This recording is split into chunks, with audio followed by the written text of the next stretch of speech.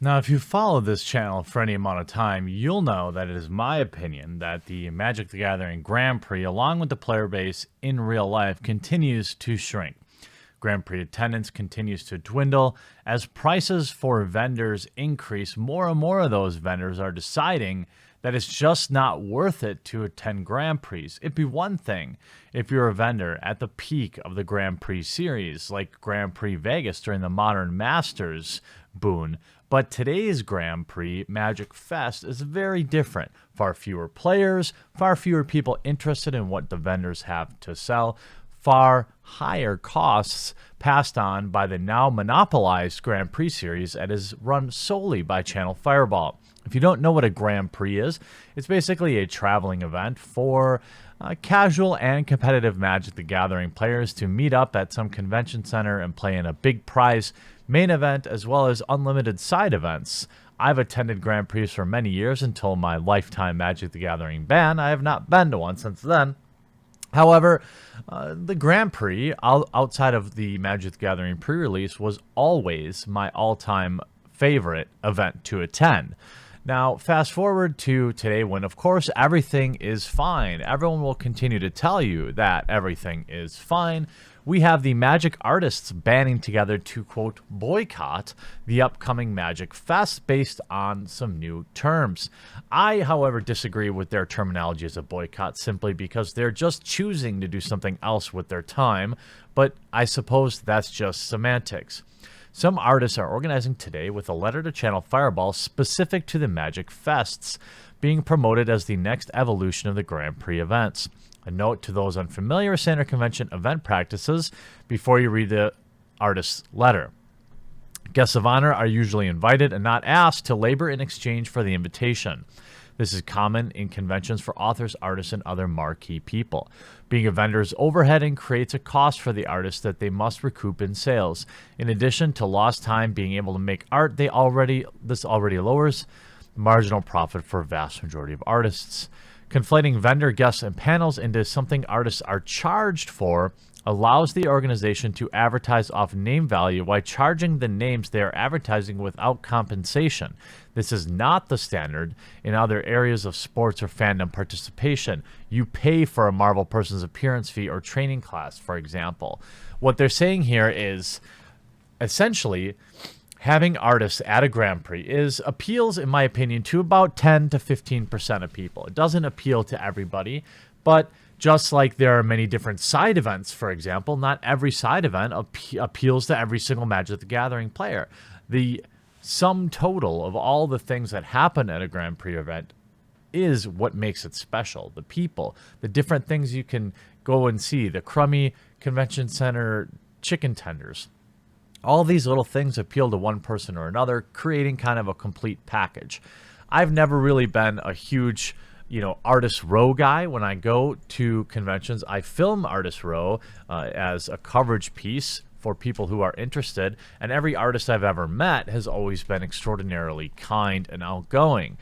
It would sound like the new model is going to have these artists actually pay to be there. Here is the letter itself. Dear Magic players, grinders, professional players, and fans who love Magic's award-winning artwork.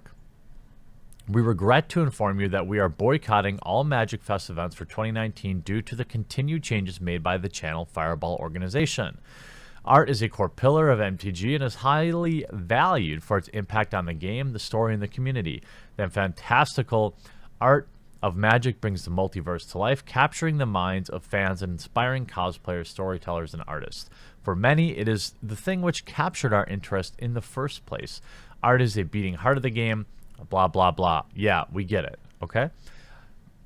Behind this art are people who work tirelessly to create the finest illustrations they can in order to do right by the long history of the game. For most of us, this is a full-time gig, and we are incredibly proud of our role in shaping something so important to so many people. Some artists choose to take time out of their busy schedules in order to attend a Grand Prix, often traveling long distances to do so. That's right. I've met many artists at Grand Prix. GP Minneapolis had people there from Mexico and over in Europe. Most Grand Prix have artists from all over the world. The primary reason we do this is not for profit, but rather as a way to connect with the community. We are not paid to attend these events. Instead, This is a rare chance to get out of the office and spend some time with like-minded people. Sign some cards to share experiences with fans and friends. Well, let's be honest here. You're going because hopefully, at minimum, you're going to break even, right? I mean, you shouldn't feel ashamed of that. That is totally fine. And, the idea that you don't want to go to make money, that seems disingenuous. But as it not being your primary motivator, okay, I'll buy that. Anyway, the letter continues. The opportunity to sell our work directly is, of course, an element which adds to the appeal of attending. It's far more enjoyable to sell prints or playmats to people in person and have a conversation, for example. That seems fair. But in the past, it has always been a bonus as we were reimbursed for any of our costs incurred during travel and generally treated well by tournament organizers, meaning they covered their trip costs, right? And in exchange for this, the Grand Prix gets to say, hey, we have Therese Nielsen, or we have this artist or that artist. Come pay our $50 entry fee so you can get something signed by them. This all changed when we began to be viewed as vendors rather than guests. Support dropped sharply. Travel was no longer funded, and services slowly started to erode. The financial burden was passed on us, subsequently onto the people attending. There is a misconception that every artist who attends a Grand Prix walks away with money to burn. But this is unfortunately far from the truth. Many of us barely break even and frequently make losses now that our overall costs have increased. That seems reasonable. I don't exactly see huge lines of people lining up, but the people that are interested in Artist Row are generally interested in it. On top of that additional financial burden, we are asked to host art classes, seminars, and workshops without compensation. That's BS. They may seem like a small convenience, but in reality, these events take a great deal of planning and time. It's worth noting that all other workshops, both public-facing within an entertainment industry, will happily pay for the professional artists to attend in exchange for their time, paying for flights and accommodation as well as tickets to the event. It's an industry standard. The recent removal of even basic conveniences, such as support during lunch breaks and a safe space to store equipment and gear, highlights the low priority artists have become for event organizers and led to the formation of this letter. For context, here is a list of the MTC artist services an artist could expect at Grand Prix just a few years ago. Paid flight, paid hotel, break room, place to store our gear, free large tables, Thursday dinner with organized, Sunday group event with event staff. This all seems totally reasonable. If somebody was foolish enough to want to pay to bring me to a convention, this would basically be bare minimum for me. Like, I'm not going to pay to sell tickets for you. So you have to at least pay for travel, my hotel, and, the meals will be nice, probably not required. The tables, stuff like that, okay, fine. These are not unreasonable demands for a function of the Grand Prix that sells tickets to at least some percentage of people. Here is a list of what we're offering in exchange for our time today. Small table arrangement, expensive upgrade option, limited and unclear hotel sponsorships for some.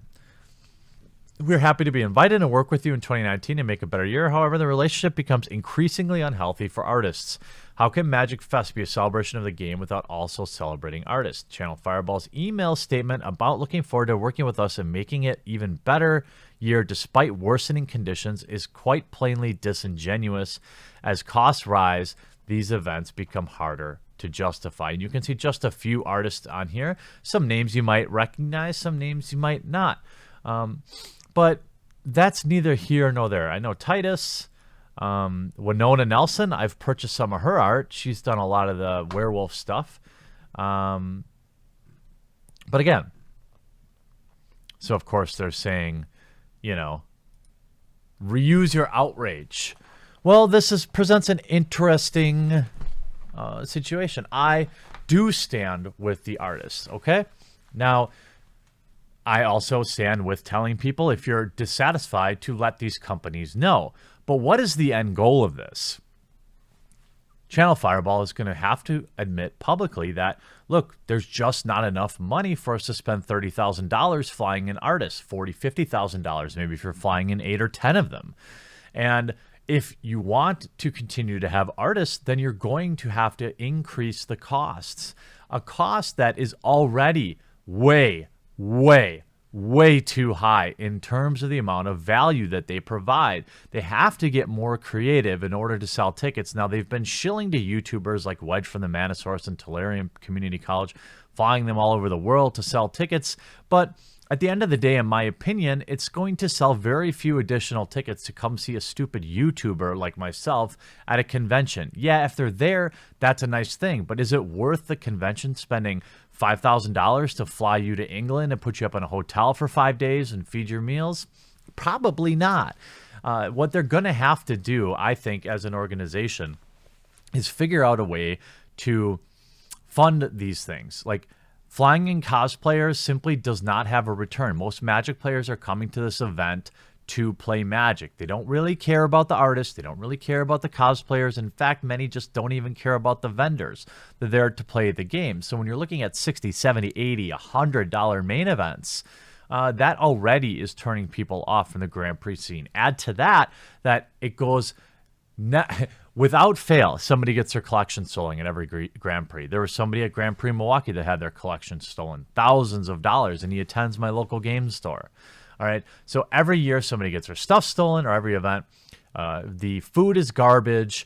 The events don't have the ROI that people want, and so fewer people go. And if you'll remember, I also reported that Channel Fireball raised the prices on vendors. And many vendors, for example, Vintage Magic, from what I've heard through the grapevine, isn't even going to attend places like Grand Prix Vegas anymore. It's just not worth it. Paying $10,000 or $20,000 to be at a booth may have been worth it at a time when these Grand Prix were shoulder to shoulder, but those days are long gone, and I think will never come back again.